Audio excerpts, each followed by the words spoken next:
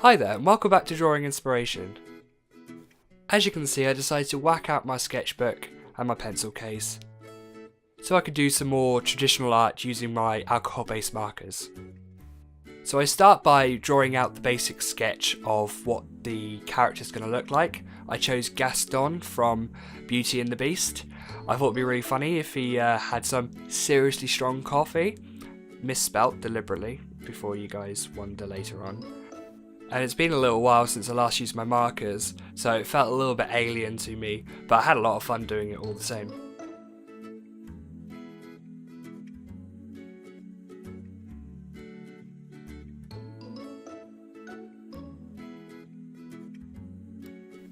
The reason why I decided to do it as a coffee packet, partly to make it more interesting, but also I have a graphics design history. I used to do a fair amount of it. I actually studied graphics design and graphic products, and part of that was designing various things from like energy drinks or posters. So I thought I'd incorporate something that I know that I've done in the past, coupled with a new thing which obviously you guys I've told you about, which is creating characters or drawing characters, which is something I don't normally do.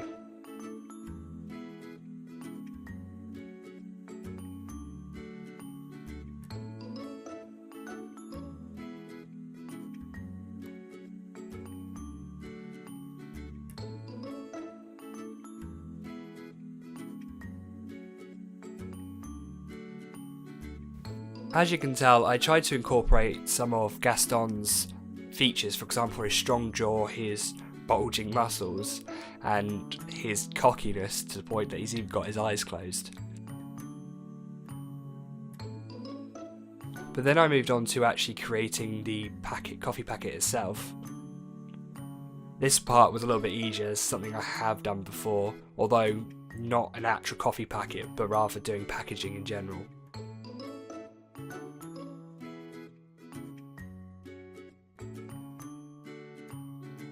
Here you can see I moved on to the lettering of the pack itself. I still to this day hate doing the wording side of things. I don't like bubble writing, I don't like making block capitals. Don't know why, just something I've never enjoyed, still don't like it. And I went really slowly to try and make sure it stayed neat, failed miserably, still don't like it.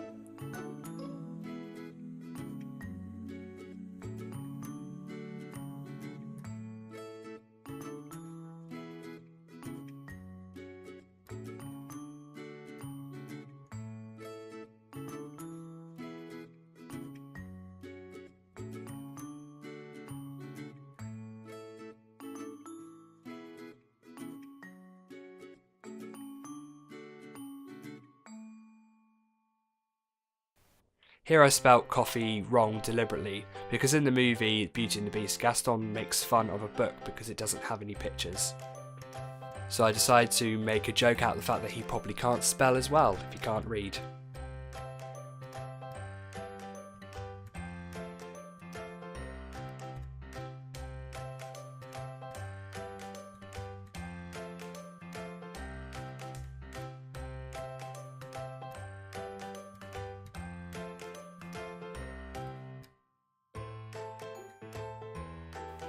Here I add on some extra features, for example a warning label saying warning, may kill brain cells.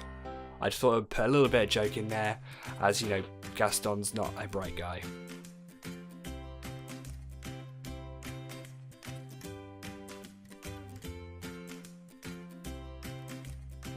Here I decided to do a little bit of Gaston's bravado. Now normally on the bottom of a coffee pack or in the centre, it'll tell you the strength of the coffee, whether it's a mild or a strong coffee. So I put a weak to strong and then to a Gaston's coffee in order to show that he thinks it's very strong. Here you can see I started my inking stage. I use a 0.3, a 0.1 and a 0.8 pen in order to do some of the inking, and then where I wasn't using that I was using my Pentel pocket brush tip. As for the brush tip, I'm really enjoying using it. I feel like it gives you more dynamic lines when you're drawing, to be able to variate the intensity of it from a thin to a thick line by just putting a little bit more pressure on, rather than having to redraw over the line is, I love the process of it. And I feel like it moves things along faster as well.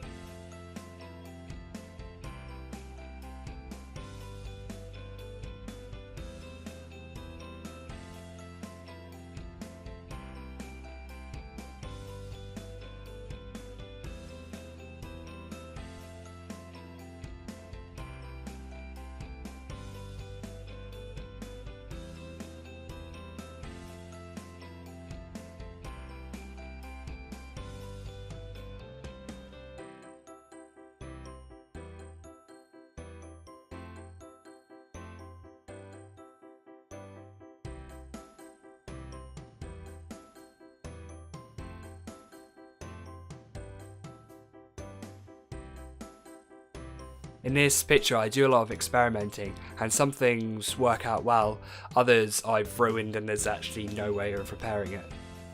But that's part of being an artist, is just be willing to make some mistakes, but not be afraid when you do and learn from them. Now there are things in this that I can't replace, and if I were to do it I'd have to redo the entire picture again. But I've learnt from them, so should I ever do something similar, I'll know not to do something.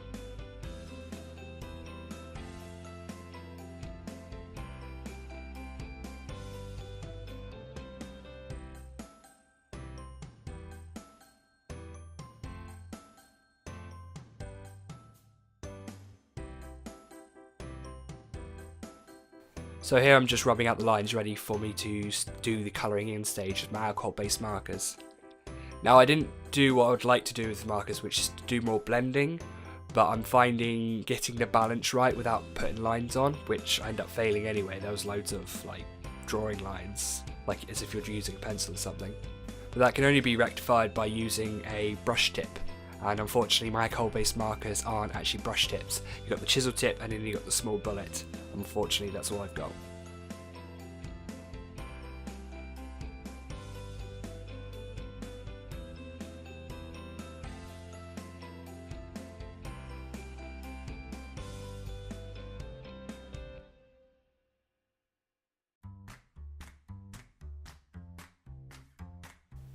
I begin by doing the basic back colour, the block colour of each individual item. I then do the cell shading later on. If I were to use my blending option, I wouldn't do cell shading, I would mix it in, but I wasn't sure how that would turn out. But here is actually where you can see I've started to make a mistake. As for the Gastons Strong and the coffee, I didn't do a lighter tone in order to make sure it popped out. You'll see that the writing actually gets blended in with the background, especially as I use a darker royal blue later on as for the main coffee packet.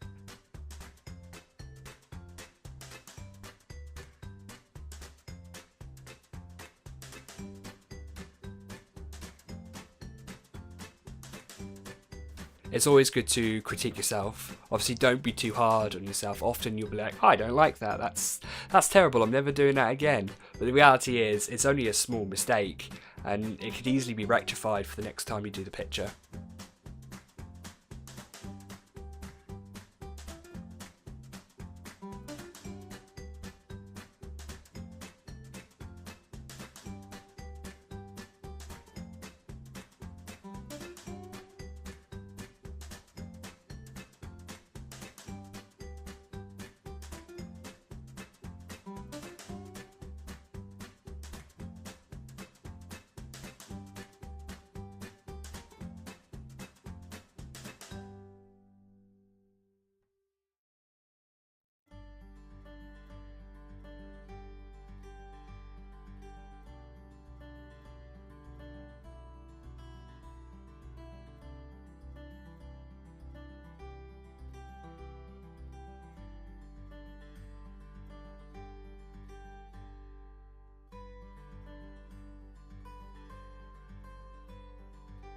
Here you can see that the wording started to blend in with the background, and this is where I mentioned about the mistake of the wording not popping out, but that's something I'll make sure I don't do next time. I might use a white box around it or a lighter colour just to make sure that the writing popped out.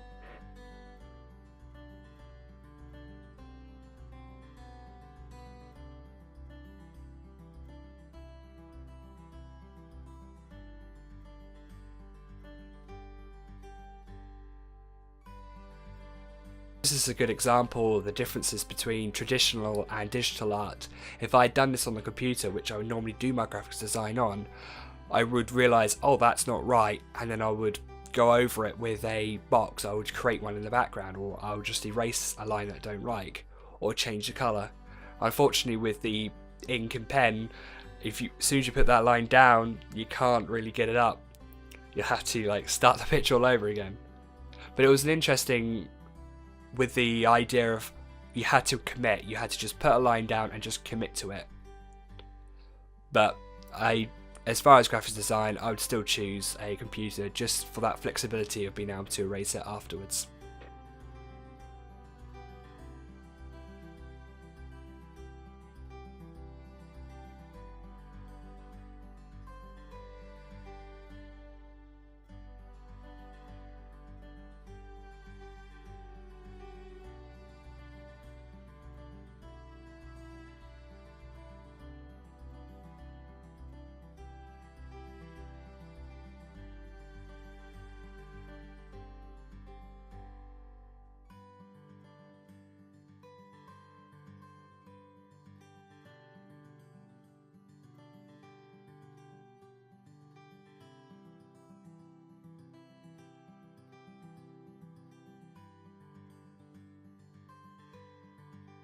Here you can see the final image. I think it's really important to understand the difference between something being completed and something being perfect. If you keep trying to search for that perfect thing, you're never going to get there. You'll find an image that's let's say you're 86% happy with, and you're like, oh, I just changed one line, and then all of a sudden you're now 72% happy with it. You've just gone down, and it just gets worse and worse and worse.